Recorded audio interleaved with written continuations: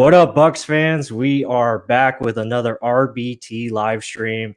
It's Monday, so we're back here again talking some Bucs football, but we got a special guest on here tonight. I'm joined, as always, my co-host, Mark Ramirez, and our special guest, Max Browne. He does his own YouTube channel as well, former quarterback of USC and also Pittsburgh. And, man, we're just really excited to have him on. Max, thank you again for joining us. Yeah, pumped to be here. Yeah, Mark, Michael, appreciate you guys, and cool linking up offline, and pumped to chat for an hour or so. Heck yeah, let's do this. So starting off, give us a little rundown. I mean, I know Michael gave you a little, USC, Pittsburgh. I mean, you were, two-time Mr. Washington Gatorade Player of the Year. I mean, give us. Yeah, I can give you a little bit of a rundown. Yeah, so back in the day, I was the number one quarterback in the country coming out of high school. So that was like Jared Goff, Baker Mayfield's class, Josh Allen's class, all those guys. Once upon a time, your boy was the top dude, and went to USC. Had a bunch of offers back in the day, a bunch of cool schools. Went to USC, was there, and backed up Cody Kessler for a little while there. Started a few games in the 2016 season. Ended up getting benched for good old Sam Darnold, another name for football fans. That's what forced me over to Pittsburgh. Had a season there, and then ultimately NFL dreams didn't necessarily work out, but have transitioned into the broadcasting and, like you guys referenced, the YouTube world a little bit. But that's the Spark Notes version of the past, 8 years or so. Those wondering, let's get his YouTube channel over here. Max Browne, it's in the name itself. Go over there, hit that subscribe button. It's already been done over here. We need to see you guys do it. But let's keep talking some football. Let's talk quarterbacks. You know quarterbacks just a little bit. You played the position pretty much. So let's hear about our quarterback play, our quarterback position. We got Tom Brady. Every Buck fan probably was never thought a chance, 1 in a million talk, pretty much, getting Tom Brady. So what did you see from Tom Brady? How was his year in 2020? Like, does he still have it? I mean, what would you grade it yourself? Yeah, I guess first, before I answer, what was the temperature like when you guys got Tom Brady? I'm always curious about that. Like, to me, for your audience, I'm out here on the West Coast. Obviously, like Tom Brady, I'm watching all of his film. But when he goes to the Bucs, like, to me, it's kind of random. Like, are you guys on like cloud nine at that point, or what's the vibe there? Yeah, I mean, our first video was Tom Brady on this channel. I mean, we were super stoked to, I mean, he's the GOAT. I mean, you go from, and we'll talk a little bit about this after, but like, you go from Jameis Winston, who, super up and down quarterback roller coaster type of play where he can make amazing plays. And then it's like, what are you doing? And you go to Tom Brady, who's like just Mr. Consistent. What you're getting. He's going to be, he's just going to put your team in a position to win every week. And usually he's the reason why you're winning. Totally. So it's really awesome to have him as a quarterback. No, and I'll piggyback on that. The word that sticks out for me when comparing the difference between Tom Brady and Jameis Winston is just efficiency. Mm-hmm. And you can try to gear it up for something more kind of thought-provoking, I guess you could say. But when you turn on the film, it's efficiency, and it's highlighted in his quarterback rating. That's the biggest difference with 2019 Jameis and 2020 Tom, is that 20-point differential, which is that's a big gap. That's the gap of, all right, middle-of-the-road team, below-average team to, all right, you're winning the Super Bowl. Is that 20 points in that rating? And what is that comprised of? It's comprised of completion percentage. It's comprised of money down execution. So third down and red zone, converting in those situations. And Michael, you alluded to it. With Jameis, it was up and down. I mean, it's third down. You might be in for a big-time completion of Mike Evans, or it's a catastrophic turnover and you're putting your defense in a tough spot. And so I talked about this, the reason that we connected, or how we connected for your audiences, from a breakdown I did of the Super Bowl. And when you look at the Super Bowl, like, I'm watching that as the quarterback lens that I'm in, and it's not anything that's like groundbreaking. Like, when you talk about Pat Mahomes, you might be talking a few crazy throws a game kind of thing. With Tom, it's literally just taking what the defense gives him. And obviously, to do that, you got to know what's going on. You got to be patient. It's a skill to be patient and not press the issue kind of thing. But with that Super Bowl, there were so many just efficient checkdowns, efficient throws that are not hard. But that's what makes Tom great is he knows his timing's always impeccable. He always gets the ball out of his hands.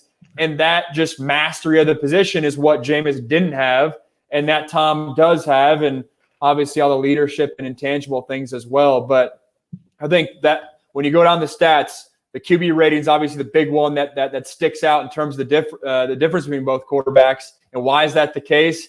To me, it's just efficiency. One of my favorite lines as a quarterback is find yourself completions because completions lead to first downs. First down leads to touchdowns and touchdowns lead to winning football. And I feel like that's like Tom Brady to a T. Yeah. Yeah. I mean, couldn't have said it better than that. And this is kind of cool. This is in the comments. Hunter Frost says, interceptions come to mind. Speaking of Jameis and his 30 interceptions he had in 2019. And he just made it clear. It's cleaning things up, making the easy, simple read. Don't force what isn't there. Don't wait for that big play to be there. If it's something's there already, you got to win. Take it.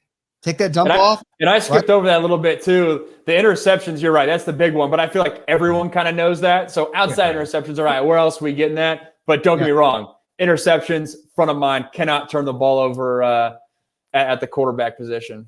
Mm-hmm. I think it just feeds to the notion. I mean, you don't have to always hit the big play. And people think the Bruce Arians offense that's all it is. Just 4 verticals, and that's all it is. But, I mean, it's just Brady showed it, the mastery of it. Just the check down is still alive. I mean, it's still a completion. It's still moving the chains like you alluded to. So, I mean, I really – that's a big thing with 4 verts, too, that football fans don't always realize is from a quarterback's perspective, 4 verts, looks like we got a little guest here. But the 4 verts, one of the biggest components of that is the check down. When the defense does go soft, that's why offensive coordinators are calling that play, the 4 verts, is to, hey, Tom, if it's not open, check the ball down. And that's what literally all the greats, Tom Brady, Peyton Manning, when 4 verts is called, it can go against every single coverage. Man, cover 2, cover 3, cover 4. But it's always the, hey, if things go haywire, check it down to your running back. And fun tidbit for your audience, Ronald Jones was my running back in college. And I love him, but he's the worst in terms of hands that I've had at the running back position. And I love him, and I would tell that to his face because he's got maybe the worst hands. He's got the best jump cut I've ever seen from a running back. But it was 4 verts. We got to put it right in the chest for my guy Rojo. Yeah. No, that's true. That is true. But he's a super talented runner. I mean, the dude knows how to run the football. But yeah, he's got to have it right in the breadbasket to make that completion.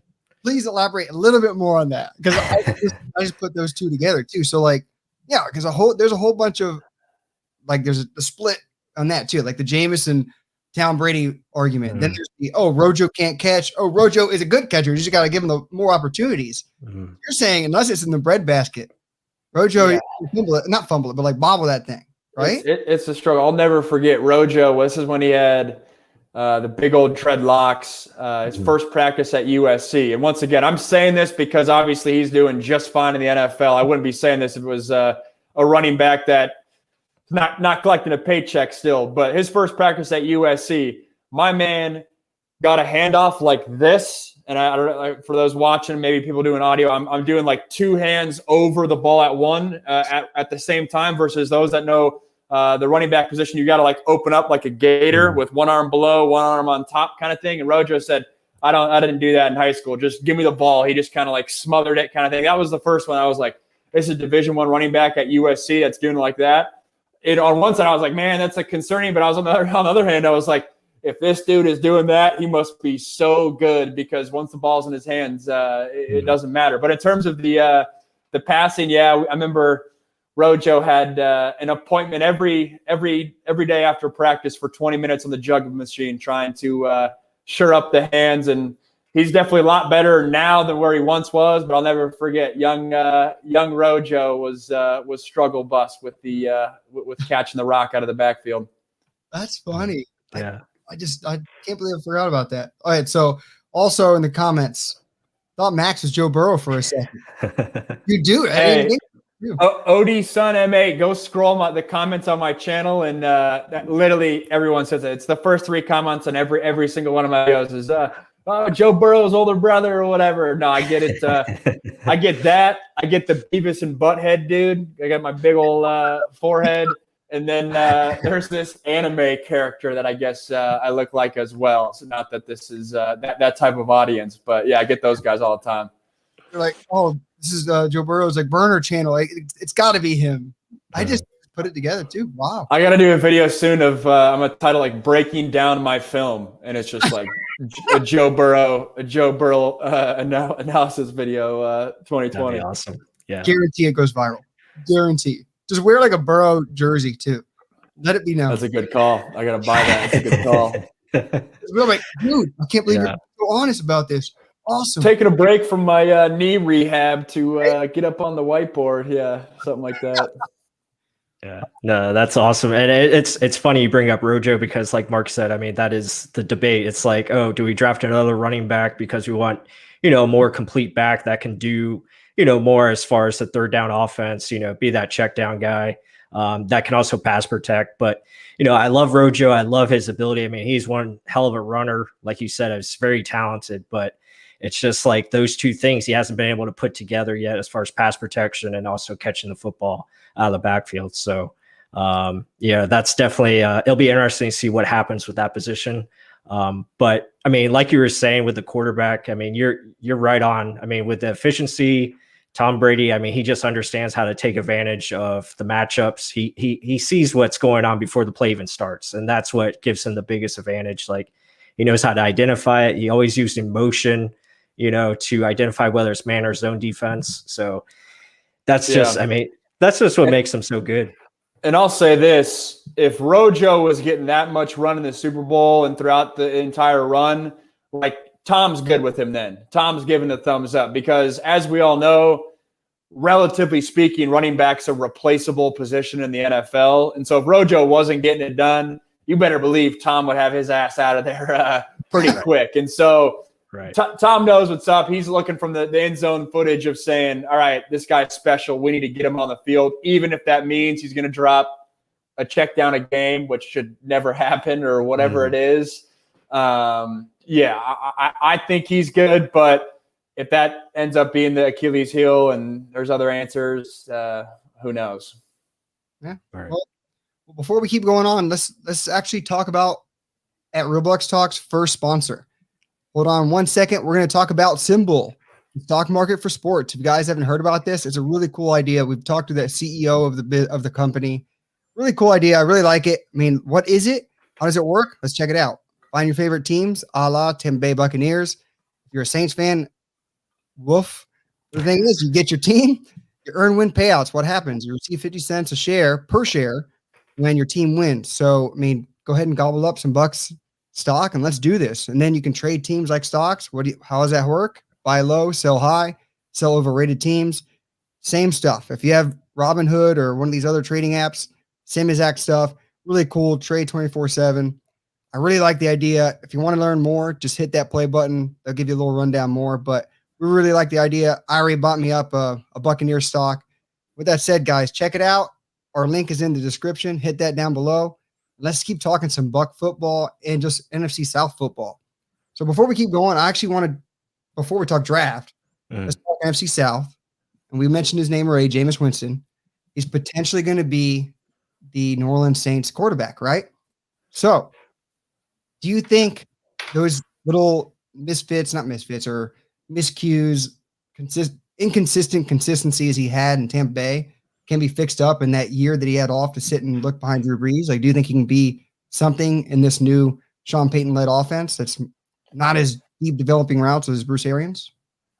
Yeah, I haven't headline read in terms of what I guess I've seen that it's going to be a true quarterback competition. And to answer your question, I don't think he's going to win it. I think Taysom Hill's going to win it. My fantasy team had a good little day there when Hill got those couple starts he did back in the fall. And so I guess, that's the first stance I'm in. Secondly, I do think that the biggest thing, just as a quarterback mentality with Jameis going or moving from the Bucs to the Saints, is maybe he doesn't feel the need to win every game or put the entire offense on his shoulder. If in his mind he's saying, I got a really innovative offensive coordinator. I got some pieces around me. I just need to play point guard mode rather than Superman mode kind of thing. Does that help him? And I think the answer to that is yes, in terms of him going to the Saints. It's a fresh start. He was able to learn from Drew. And, I mean, speaking from experience, obviously a different light, but when those expectations, when you go into a program that you're going to save the program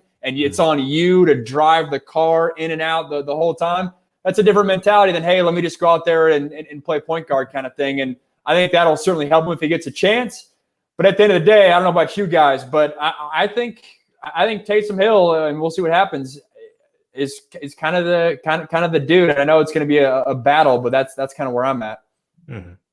Yeah, and I agree with that statement as well. I think Taysom is definitely the favorite. I think Sean Payton really likes him. Obviously, the contract that they've given him, I think that speaks volumes. They definitely want him to, I think, be the guy, just because it adds more versatility to your offense with his ability to run and do different type of things, for your short down distance and also your play action passing game as well. So I think that's where they want to go, but we'll see. It'll be an interesting competition for sure with Jameis, and I think Jameis can be better in that offense. I think it's better for him to be more, I guess, up tempo to say the least, as far as your passing game and your design routes that you have consistently with a Saints offense, because it's basically all timing. And you guys got to be stoked. It's probably a role reversal in years past. You guys are the ones with quarterback issues, thinking, man, like, we just got to find an answer. Now you found an answer in a 43-year-old or whatever. And then everyone else, like, all my comments are talking about, what's Carolina going to do? What's Atlanta going to do? I mean, obviously we just talked about the Saints, but literally you look at everyone else in the South, they got some interesting quarterback situations with, I mean, it's one thing to have a huge void. Like, if you're Jacksonville, you got to get a dude. But the other teams, they can convince themselves that maybe they're a couple years out from making a change. Maybe this is the year they make the change. Do they trade back and get more picks and try to make a run at it that way? Yeah. The South is interesting. Yeah, that's an awesome point, actually. I mean, usually it was always the Bucs, like, Jameis, do they move on? Do they not? Do they keep him? Do they sign him? Do they franchise tag him?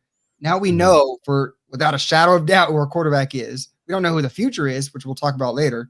But look at every other team. There have been rumors of the Falcons trading Matt Ryan's or possibly moving on. I don't know why, but they're doing it. And then look at the Panthers. They're trying to move up in the draft or even trade for Deshaun Watson, even though he has these 11 counts against him now. That number just keeps going up. I don't know how this is possible. It's like, geez. But there's that. And then the Saints, with Taysom Hill and Jameis. So it's funny to see that role reversal. It is really funny. The Justin Fields to Atlanta hometown kid, that one's interesting to me. And I guess I just like the story in it a little bit. But I also like Matt Ryan. His days are probably numbered, but the Fields storyline's at least intriguing. Oh, heck yeah. Yeah, for sure. I mean, that would be quite the story.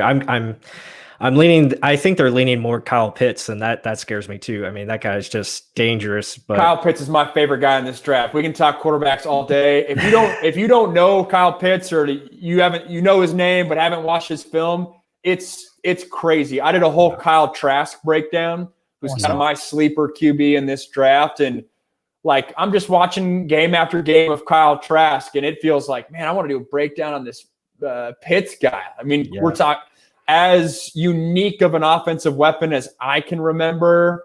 I mean, I'll say it since Calvin Johnson. It's crazy. And whether he's a tight end or just a huge receiver, we talked about Sean Payton earlier in terms of innovative offensive minds. Whoever gets a hold of him, they're going to have some unique offensive schemes, getting him involved in all the formations and routes and all that.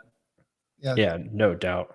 He's a monster. I mean, ran a 4.46 today at his size. It's just you can't teach that, or you can't. That's usually not created. Not at all. Yeah, it's created in Madden. Exactly. Oh, yeah, exactly. Somehow you have a good year, your speed rating goes up. I don't do it. It's possible according to Madden. Well, I mean, so we mentioned the NFC South, all that Good stuff. So I guess let's jump over to the draft, right? So who are obviously you mentioned Justin Fields. There's Trevor Lawrence. There's Trey Lance and who's Zach other Wilson. Zach Zach Wilson. Wilson. Yeah. Of those top guys, I mean, obviously, a lot of people value Trevor Lawrence. He's probably going to be number one easy. Do you see he's easily your number one, or do you see someone kind of outmatches him in certain areas?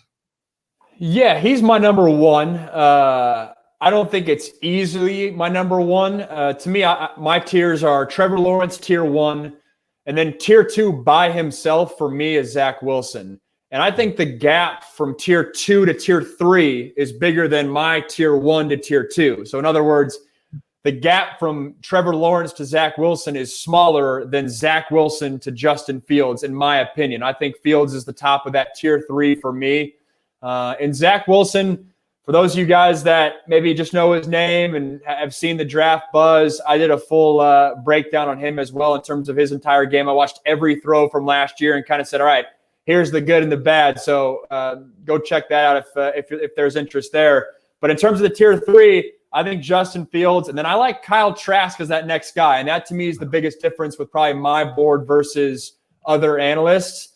I like Trask. I think he was forced to shoulder more of his offensive production than some of these other guys. Yes, his stats, I mean, you look at Mac Jones' stats, it's crazy, but this is the go-to Alabama line. He had a lot of help around him. And when you walk into a game as Kyle Trask, if you don't show up, Florida's not winning. Florida's not scoring points. Yes, I know he has Pitts. We just talked about him. But if you turn on the film, I felt like Trask was forced to kind of shoulder more of that compared to the other guys, and that factors big to me. I think that's a big reason why Justin Herbert was very good last year. You go back to his Oregon film, his receivers are dropping a lot of passes. He's having to throw guys open. And I think that trait is something that when he made the jump to the NFL, he's like, all right, I can throw into tight windows. This is nothing new. I can do this thing. And I'm not saying Kyle Trask is going to be Justin Herbert, but I get a similar mold in terms of the responsibility that he had to shoulder. And then from there,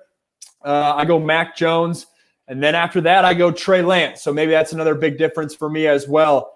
I'm not as high on Trey Lance. If he's a superstar here in a few years, I will not be surprised. But right now, I think it shows how good this QB class is for me. I just think Trey Lance, he has another notch to go. And I think he's going to have to go to a situation like a Green Bay a year ago with Jordan Love, where he's going to have to sit and wait. And I think the fact that Trey Lance did not play or only played one game, 4 quarters, that's it this past fall, it hurt him a little bit. I think he could have used that whole season to grow and develop. And I have some concerns. This is one thing I get in arguments with people about this all the time, because the talking point with Trey Lance is, he's the most NFL ready. I agree with that in terms of he had the most NFL-like scheme, meaning under center, calling out the mic in run game and protections, having to do boot schemes and all that. But I don't think he was asked to throw the vast array of throws like a Trevor Lawrence or a Zach Wilson was forced to do on a consistent basis. And what I mean by that is Trey Lance, a lot of flood routes, a lot of over routes, a lot of similar play action type things, which is great, right? That's why North Dakota State's so damn good at the D1 AA level, is they have a locked-in offensive scheme. With Zach Wilson, on the other hand, that's one thing why people love him, is he does the short game. He does under center. He does deep post. He does fades down the sideline. He does over routes. He does play action. He does it all. And with Trey Lance, I don't necessarily see that. And with Trey Lance on 3rd down, 3rd and 6, he's got to get himself out of a bind. North Dakota State oftentimes did quarterback runs, and I don't think he will have the luxury of being able to do that at the NFL. And so when he's not able to fall back on that, sure, they'll do runs. Sure, his mobility is awesome. I liked his pro day, and I like the athlete that he is, but I'm just not as high on him compared to the other guys. If he's a Pro Bowler here in a few years, I won't be surprised, but it's a talented draft class. So you're splitting hairs there with those tier 3 guys in my book. I have a question. So you would know this as well. So you played the game, you've been at USC and Pittsburgh. when people look at Trey Lance or even Zach Wilson for that matter, when they think of like level of competition or speed of the game, like from different conferences, or everyone says SEC is like right off from the NFL. They're right there with the speed of the game. Either way, there's going to be a jump. I don't care what you say about it. There's going to be a jump, massive jump. What do you say with people that say that Trey Lance should not be because of his levels of competition, like you just mentioned, or Zach Wilson for that matter? What do you think about that? Like, what is your experience as well? Yeah, it's a good question and a lot to unpack, because Zach Wilson is interesting because BYU had such a weird schedule the past few years. I mean, there's a joke out here on the West Coast in 2019 that BYU should have been part of the Pac-12. They had like 5 Pac-12 games.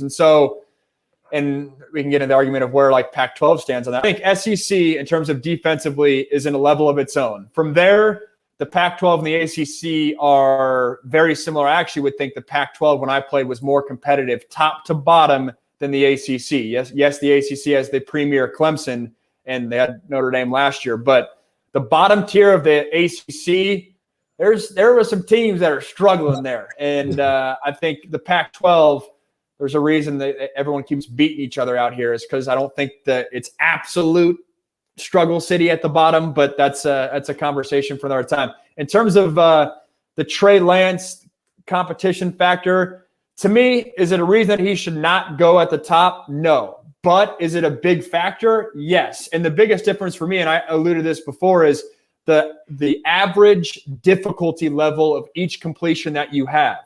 With Trey Lance, he has the luxury of throwing 5-yard hitches with the corner 10 yards off and having that throw in his repertoire to get him in rhythm. With SEC guys, with a Kyle Trask, and he's going up against Alabama, and he's going up against big-time Georgia or something, they're not giving you that easy completion. Or maybe they do once or twice, but not 4, 5, 6, 7 times a game. And so that's where, and I kind of alluded to it before with the Trask and level of responsibility in terms of how tight of windows are you forced to throw into consistently. Yes, everyone can do it once or twice a game, once or twice a quarter kind of thing. But with Trey Lance, he certainly had the luxury of there's some bigger time windows there. And not that he had the best of athletes in the world, but it certainly is a factor. And you better believe every GM is weighing that differently. But you also fall in love with a lot of things on Trey Lance's film in terms of the arm strength and the athleticism and all that certainly hold weight as well. Yeah, I had a question on Trask. I love him too. I think he's one of the better. He's just got that touch pass, that anticipation in his game.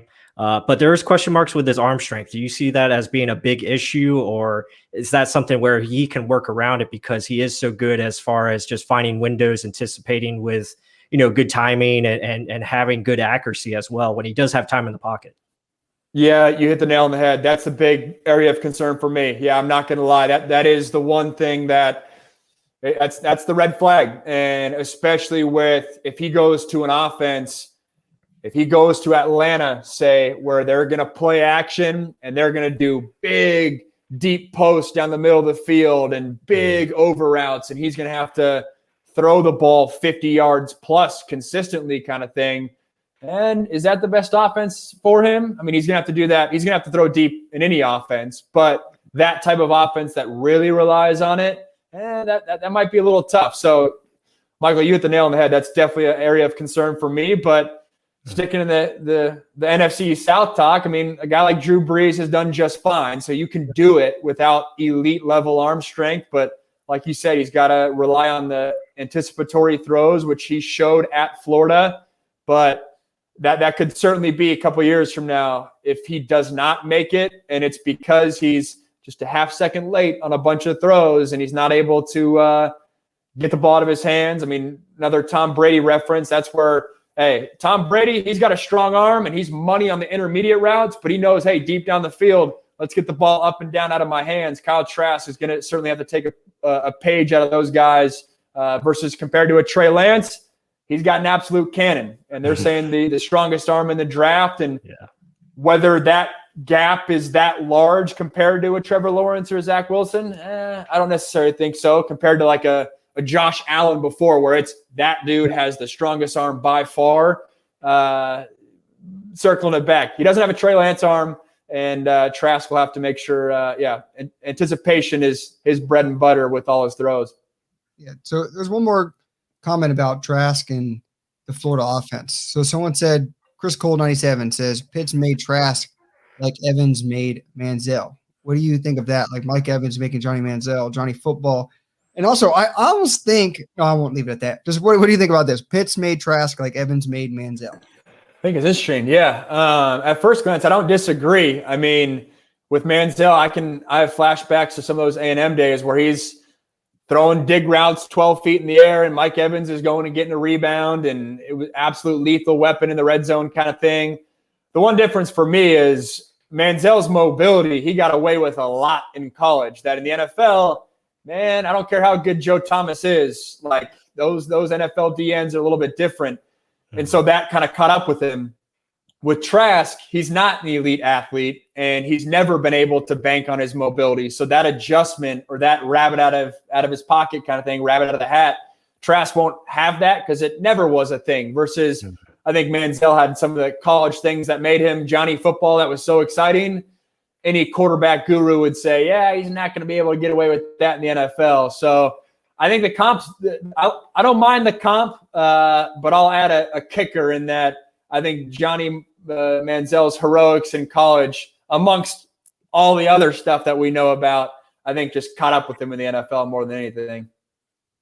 I got to be honest. I was a massive Johnny. It was just so much fun to watch. Backyard football at the highest level of collegiate football, like that was insane to watch every Saturday. The 26-year-old me still lives vicariously through Johnny. I see him on the Scottsdale golf course like every day at 11 a.m. I'm like, dude's still living it up. I have a feeling one of these days I guess I was about to say might catch up with him, but I have a feeling he's going to be just fine for the rest of the time. Johnny Football, like that just rings a bell. But it does. Let's keep going. So you see Trask like literally tier 3 right behind the top 2 guys. So with that said, how high do you value him? You mentioned the Falcons. Like, where would you take him? Is he a first-round quarterback in your eyes? Is he a guy that no one's talking about right now and potentially he's going to be there? Like, yeah, I'll expand on kind of the tiers. I go, Trevor Lawrence at 1. I'd expect him to go to Jacksonville for sure. Zach Wilson, I put him at tier 2, and I put him as a top 5 pick. I'm not in the camp that the Jets should draft Zach Wilson. I think they have more irons in the fire than just that. I think Sam Darnold has game left in him. You just need to put pieces around him. And once again, maybe conversation for a different time. But I think Zach Wilson is in the top 5 and goes next. But after that, it's going to be kind of a hodgepodge, just whatever team's drafting there. And like they have their dude, whether that is Kyle Trask, Justin Fields, Mac Jones, Trey Lance. I think you'll see those guys go from 4 to 20 in any order. It won't surprise me. Kyle Trask in my board is that 4th guy total after Justin Fields. I think Fields is the next guy in the mid single digit picks. And then if I was picking, I'd go Trask kind of right there, late single digits, early teens, with then Mac Jones and Trey Lance shortly thereafter. But like I said, those 4 guys for me are splitting hairs. What do you think of Trask as far as a potential fit for the Patriots? I just see like that, typical spread offense where I think he could really succeed in, where it's just, you're just picking your options. It's short anticipatory throws or your intermediate routes where I think his arm strength can be good enough. And tight ends. Yeah, and tight ends. Yeah, tight ends. And tight ends, and even bigger picture, like an entire franchise that has shown that they're willing to put pieces around guys. I guess as I say that, that's the whole thing that kind of Tom left, right? Is they weren't necessarily going out and getting the receiver. But I guess a good organization, which for all these guys, talent aside, they got to get in an organization that's going to help them out. I don't care if you are Trevor Lawrence. If that doesn't work in Jacksonville, like I don't care how good you are, you need pieces around you. But with Trask, I think at first thought, I think Patriots is a great fit, right? You go to a big time organization, you go to an organization that, hey, maybe Cam can be there for a year or 2 and you're able to ease in and the pressure might alleviate a little bit and you're not coming right after Tom Brady. It would have been a different ball game. if you're a rookie last year having to walk into New England. The one thing that concerns me with that situation is if you're Kyle Trask and you walk into the NFL and you have an offense that has 25% of your playbook on game day that is portioned out to Cam Newton mobility designed plays, and you're having to battle that just back and forth scheme on a week in and week out basis kind of thing, does that potentially stunt his growth or stunt his transition to the NFL versus if he goes to Atlanta and it's behind Matt Ryan, which I guess I just used that comp before, but it's more of a pro style quarterback. That's the one concern for me a little bit there. But high level Patriots with the pieces that they're acquiring, I mean, obviously it's a world-class franchise organization. I think that's a good fit for Kyle Trask. Yeah. But so before we keep going on, guys, if you're in the chat, go ahead and give us a thumbs up for the live stream. We've got Max Browne in here talking some quarterbacks. This is great stuff, great content. I love it. We're learning. You guys are learning. This is just cool stuff. Let's keep going on. So we love quarterbacks. You love quarterbacks. I know you chalk it up all the time or whiteboard it up. So let's talk potential steals later in the draft. Who do you like? Who's your, besides Kyle Trask? We know we just talked to him about a lot. So like later round guys, who do you see as a potential that could be something in the league or has the traits that you think, like maybe it's timing, whether it's arm strength, mobility, something that you think translates over to the NFL? Yeah, what's interesting is when you go down most mock drafts, we've talked about Kyle Trask a bunch, and he's that sixth guy. But when you go to the seventh guy, the kind of widely considered guy is Kellen Mond. And a year ago, the seventh quarterback, maybe it was sixth or seventh, but was Jalen Hurts. And now, March of 2021, Jalen Hurts is an NFL starting quarterback. So who's that seventh quarterback this year? It's Kellen Mond. And he's interesting for me. I actually trained with him when he was in high school. So it's kind of cool to see the development that he's had. And I've talked about the average level of difficulty as a big trait for me when I evaluate average level of difficulty for each completion as a big trait for me when I evaluate quarterbacks. Another big one for me is how many reps have you seen? How many bullets have you seen in your college career? With Trey Lance, I alluded to it. He's played a good amount of football. He's won a championship at the FCS level, but he didn't play last fall. And a guy like Kellen Mond, he's played a lot of football at A&M. And in terms of growing and adapting to the NFL, I like that sign, especially if you're a team that's looking to take a flyer on a quarterback in the third, fourth, fifth round kind of thing. And every year is different in terms of where that seventh quarterback goes. That's very interesting to me. And another guy, and I'm not high on him per se, but it's interesting because in the same token, he's played a lot of football, is Sam Ehlinger. And I say he's interesting because a year ago, he was he was that like fifth quarterback. This time last year, he was that cusp quarterback before, I guess Trey Lance was on people's radar, but maybe before Kyle Trask made a move, definitely before Mac Jones made a move, way before Zach Wilson made a move. Who was ahead of them? Sam Ehlinger was. And now he's the 14th quarterback in the draft. There's guys ahead of him.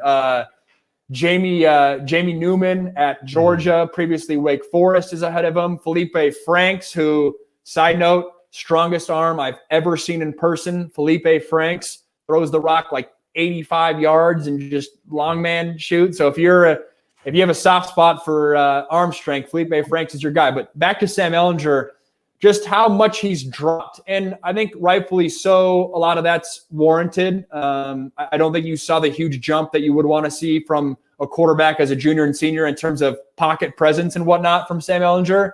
But if he goes to a team and the starter gets injured and he gets some reps, and right now he's the 14th quarterback in the draft. I think he's probably a little bit better than that. He's a guy that's intriguing to me.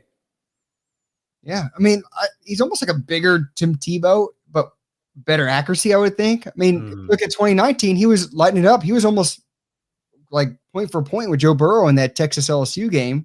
I mean, Joe Burrow, you're here with us right now, so let us know. I'm here. I know. And I mentioned Jalen Hurts. I kind of view them as comparable a little bit. Sam Ehlinger and Jalen Hurts. Hurts might be – no, I think their mobility is pretty comparable. Hurts is better in the pocket. At times, I feel like Ehlinger tries to do a little too much, and his arm strength might be not as good as Hurts. But I view those guys as comparable. And goes to the Eagles. Eagles need another quarterback on that roster. He stays ready, gets in. He's one hit away. Never know. Plus, I'll let you talk on Kellen Mond because we're big on him. Yeah, Kellen Mond is he's just very interesting because he's had, some up and down seasons, but I think he's gotten better, as the years go on. I feel like he's really good as far as decision making. Doesn't really turn the ball over a lot. Completion percentage could be better. Accuracy sometimes drifts during games, but I mean he's got the arm strength. He's got a lot of good intangibles. I think he's a good high character dude that and plus he can run. I mean he can run with his legs, so he gives you that extra mobility. But he doesn't really, he doesn't have to lean on that per se.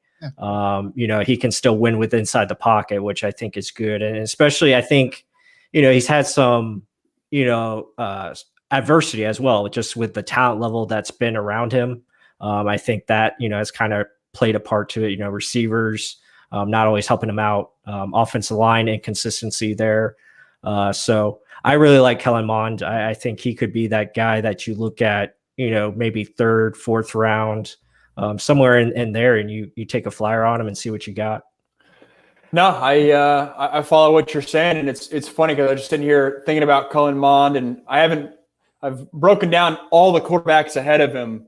So if you're interested in all the guys we've referenced, check out those videos. But Mond's the one guy I haven't totally dove into him, but I watched him from obviously games from this past fall, and the guy who reminds me of a little bit is a Colin Kaepernick in terms of his build a little bit. I'm not sure exactly how tall Mond is, but in terms of physique and even throwing motion, a little bit on the skinnier side, but literally just they had no jersey numbers or anything, and it was black and white uniforms, kind of comparable. And I Googled on the side Kaepernick. He was the 6th quarterback taken in his draft and in the 2nd round. So another QB heavy draft.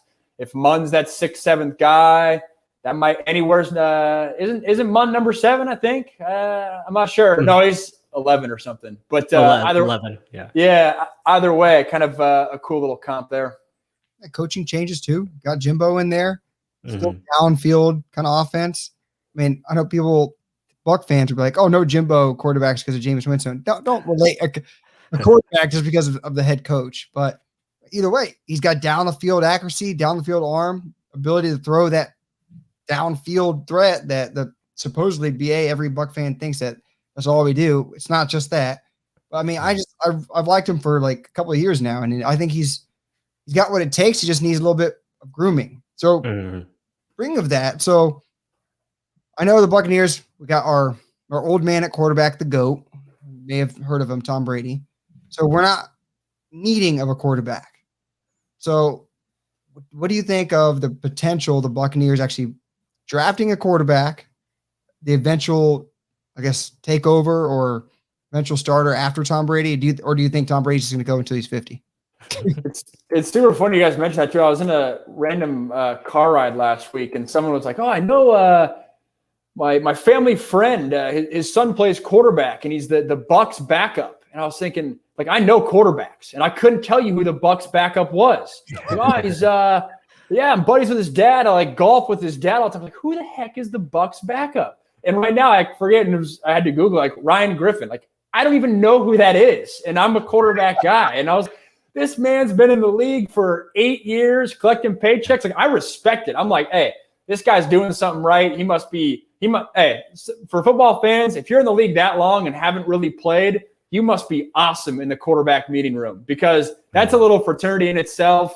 I mean, you spend a ton of time in that room. So shout out Ryan Griffin. But I guess give me more context on your guy, on the kind of quarterback landscape of what's gone down the past couple of years in terms of the backup. Obviously, I know Jameis and the starters, but behind the scenes, what's been the deal? Yeah, I mean, we really haven't invested as far as the draft goes, as far as draft quarterback. We've had Ryan Griffin, like you said, for a long time. I mean, there's a little fan club for Ryan Griffin. I mean, there's that one tweet they wanted Ryan Griffin to start because he was playing so up and down.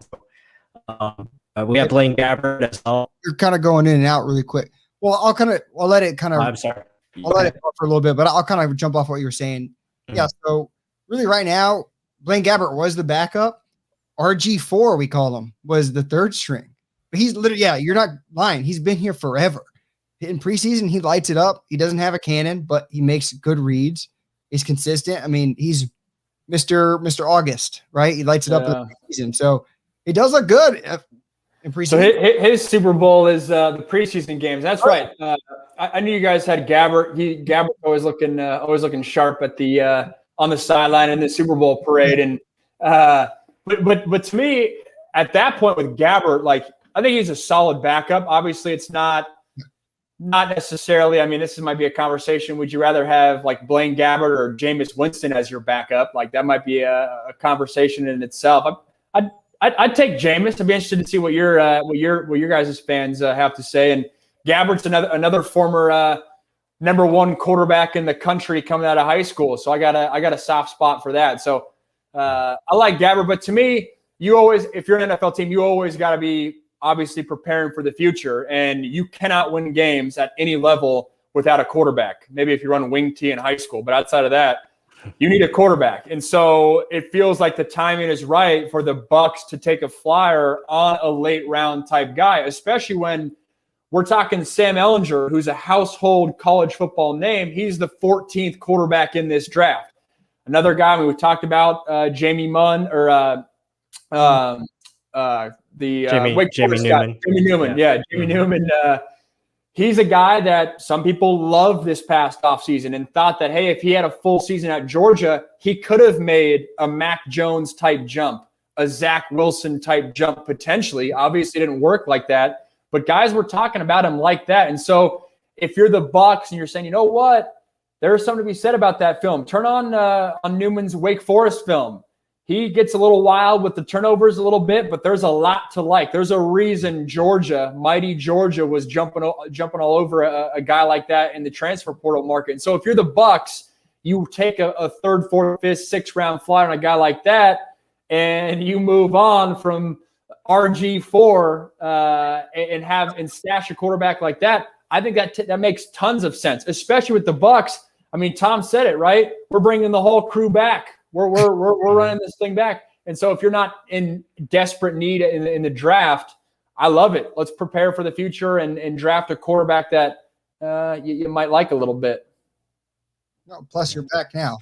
Yeah, I'm back now. But I agree with that take. I think definitely you want to invest in the quarterback position. You know, my philosophy, if I was a GM, I draft a quarterback every year, but that's just me. I draft quarterback, left tackle, defensive end, receiver, cornerback. That's usually the positions you want to invest heavily in because those are the key spots. So yeah, I really like the idea of taking a quarterback on day 3, and someone that has upside, someone that you can work with and maybe develop and eventually take over as your starting quarterback. My brother would get along with you well. That's his NFL draft take too. You draft a quarterback every year. Why not have that just be your standard? Because you just never know. And I always push back on his take, or I guess Michael, your take with that is with the NFL nowadays, there's so few reps, so it becomes hard to truly progress guys. And before 10 years ago, you would get full off seasons and you would get full preseasons to truly evaluate a quarterback a year. Versus now, and a guy, as I say that take, or my counter to that take, a guy that comes fresh of mind to me or front of mind to me is Jared Stidham, where you need like 3 seasons to truly evaluate. And maybe this ship's already sailed for him, but truly evaluate kind of, is he going to make it in the NFL? You kind of need to take a flyer kind of every couple years, in my opinion, to truly give a guy a chance. And maybe that clock shortens if you're running a more cutthroat operation like Michael's management would. But I think that the thought process is spot on in terms of you just never know at the quarterback position, can never have too many capable arms. And if you like a guy, especially with those late round picks, might as well take him. Yeah. Well, with that, I mean, so this is a good question here. So what's the success rate of the sit and wait quarterbacks? So that's a good question, but I guess also when you're looking at a team or you yourself, when you grade quarterbacks, what is some trait that you value really, really high? Arm strength, yeah, you either have or you don't. What is it like a trait on the field that you need to have? Because guys are coming down on you. Like there's 4 or 5. If you got a blitz coming, like you got to be cool under pressure. Like what is it that to you would say like that's the biggest thing you need a quality in a quarterback? And maybe it is something that they have later in the rounds, but they just need to sit and let them develop in the system, right? Yep. And in terms of success rate of sit-and rate QBs, we got to keep in mind there's a reason those guys are sitting and waiting. Trevor Lawrence isn't sitting and waiting. So, like, most of those guys, they're not going to make it because just taking the average of the talent, like, there's a reason they're sitting initially. So that's one little take there. But in terms of stats or traits that I'm always paying attention to, and we started this conversation talking about completion percentage, and that's a big one when draft kind of comes around, and is Josh Allen comes to mind in terms of a guy that was the big talking point with him, is he didn't have the completion percentage, and that was a big concern going into the NFL because you can't complete balls in college when the windows should be wider than they are in the NFL. Man, that's going to be tough when you move on to Sundays and those windows get tighter. So completion percentage is a big factor for me with success rate translating from college to the NFL because just being efficient, all the factors we've talked about. The other trait that I think goes widely underappreciated that I probably put more weight on than other QB evaluators, and the reason is because you can't really quantify it. It's something you have to see and know the game, is a quarterback's ability to get to his third progression. And I say third on purpose. Every quarterback can get to his second progression, right? You teach a read, you're high-lowing a defender. It's A, B. It's 1, 2. It's sticking on your the right side of the field, and you got one route that's going in one direction, and my second read's right below him. But the third progression, that's where you have to move your base. That's where you have to move your eyes. That's where, oh, crap, there's someone in my face. That's where I'm off my platform. And so that, to me, is a huge factor. If a guy is good and quick and efficient at getting to his third read, man, he's got a green light for me in my book. And that's one thing. All right, how has Tom Brady been dominating the league for 20 years? ABC real quick. 1, 2, 3 real quick. He is not all the greats. Ben Roethlisberger, Drew Brees, they're getting to their third progression so fast. So fast that the average football fan is probably saying, oh, that's a second progression. No, he's eliminating the first read, or he's eliminating another option before he's even getting there. And another kind of argument thread that I've got on my channel, I did a big breakdown on Jalen Hurts. It's one of my best videos on my channel about his past season. And going into the NFL, my big concern with Jalen Hurts is he was great at getting from A to B, from 1 to 2 on those reads. He was rock solid. And so everyone kind of fell in love with, man, he's great in the pocket. Got to give this man some credit. I do not think he is strong at getting to his third progression, and I think that still holds true in the NFL. He's great when you give him a high-low read, but when he's got to get to third and especially fourth, we didn't even open up that can, but having to get to your fourth progression, that's where I have some concerns there, and so that's a factor for me that I always hold close to my heart when evaluating college quarterbacks. Yeah, I'm glad you brought that up because, like, when I watched Carson Wentz, especially during his MVP type season, we saw a lot of that on tape where Carson, he would be really great at that A-B, single high kind of read where they would just simplify the offense for him. Run pass options, right? Yeah, run pass options, real quick decision-making where it's just, okay, if he's not open, we go to the next option. And I saw a lot of that, and maybe that's why Carson has, struggled lately here because he does struggle to get to that third progression. Yeah, and Carson, that's a whole another can. I mean, a lot of his is, I think, mental as well.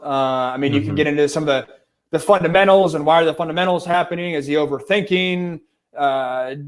Offensive line obviously struggles. So there's, I think, a lot of little factors with Carson Wentz. It's not everyone wants kind of the one big factor, and I think that's not necessarily the case for him. But Carson Wentz is a very interesting. I mean, we're obviously nerding out on quarterback talk right here, but he's a very interesting case study because of the fall from grace. And does he, in 2021, fresh start, great franchise, great defense, some weapons on offense. He's got a run game.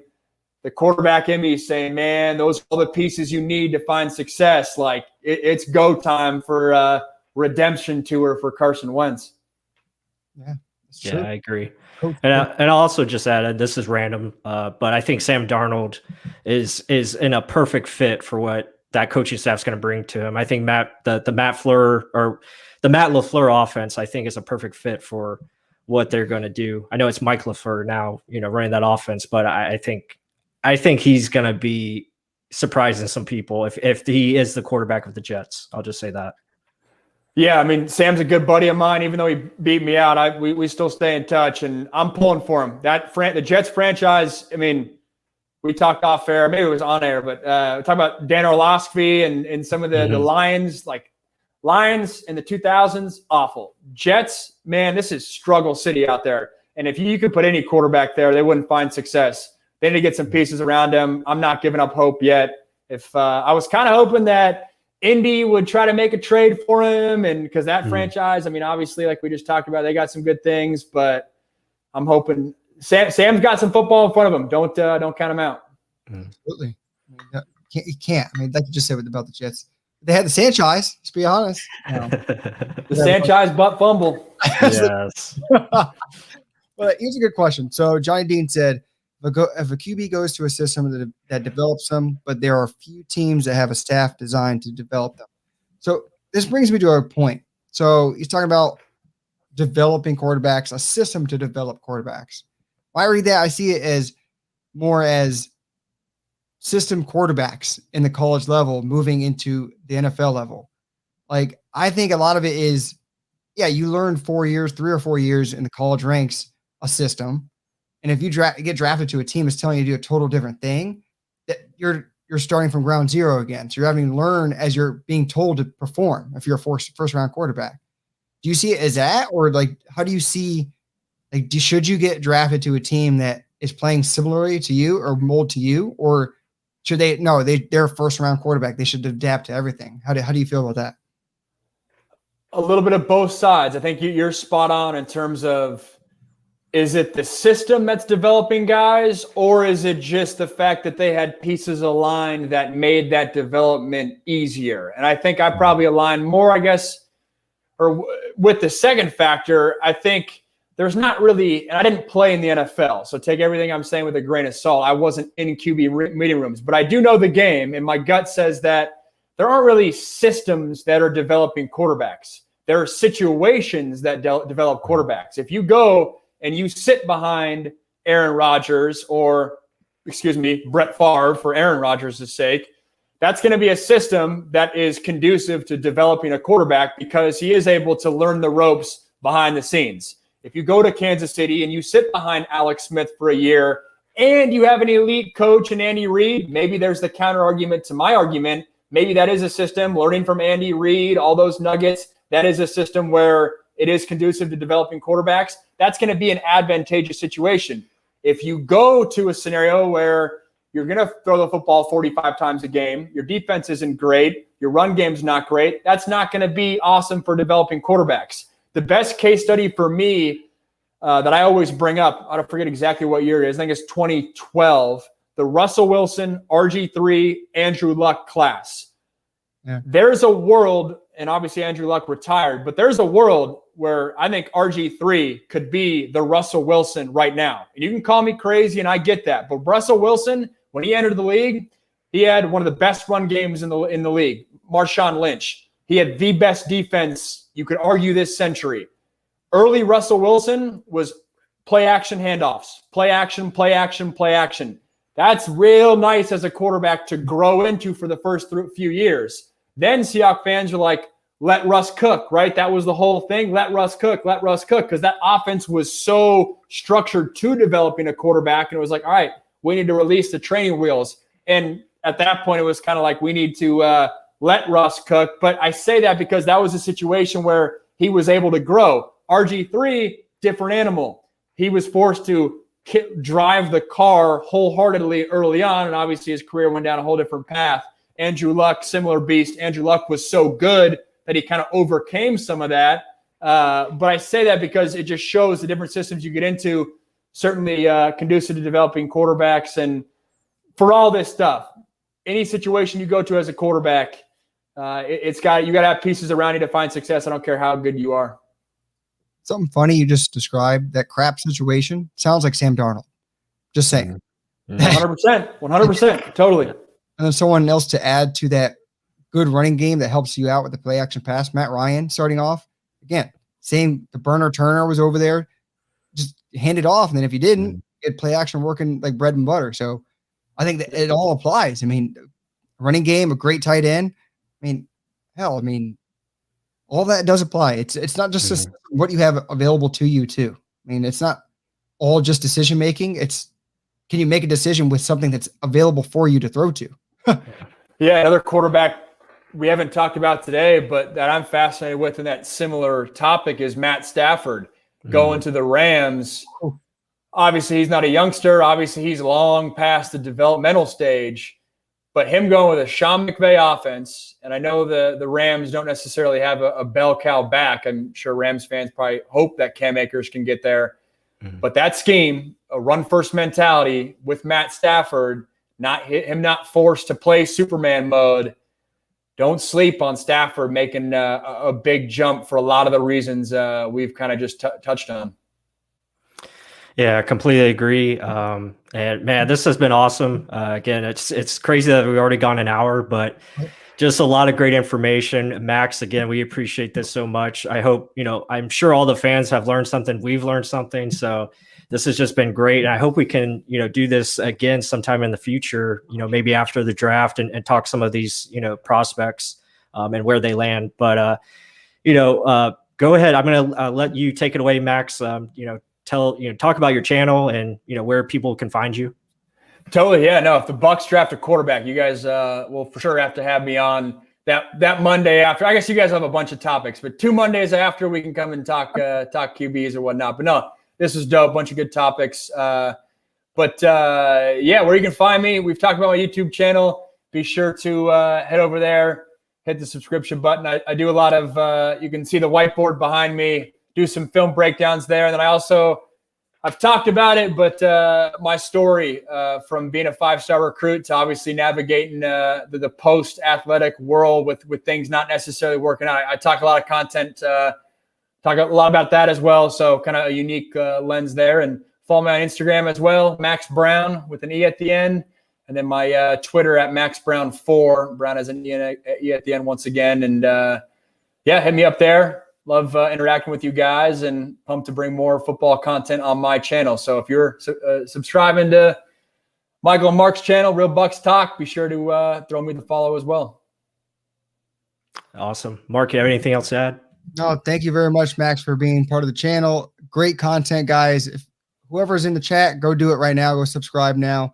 Like any video you see, because I'm about to go jump on that Kyle Trask video because he talked him up. So, guys, go check him out.